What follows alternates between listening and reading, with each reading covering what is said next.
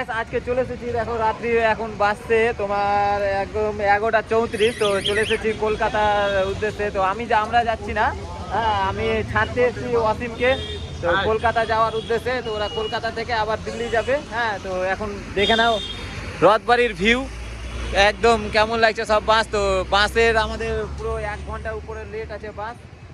11:10 বাস আসার কথা, এখান থেকে ছাড়ার কথা, সেখানে আসবে 12:15, তারও বেশি হয়ে যেতে পারে, এখন 1 ঘন্টারও বেশি লেট। আর জানি না কতক্ষণ লেট হবে। এখানে আমরা এসেছি 10:15-তে, মানে 10:20-তে সরি আমরা ঢুকে গেছি।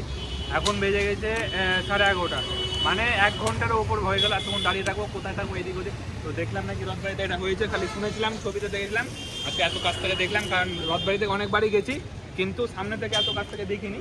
তো এখন অনেক টাইম হাতে, 1 ঘন্টা আরও ওয়েট করতে হবে। ওই জন্য দেখতে চলে আসলাম। আর একটু সুরাজদা বললো ব্লগ স্টার্ট করছি, তো একটু আমরা ব্লগে মানে চলে আসলাম, বকে দিলাম।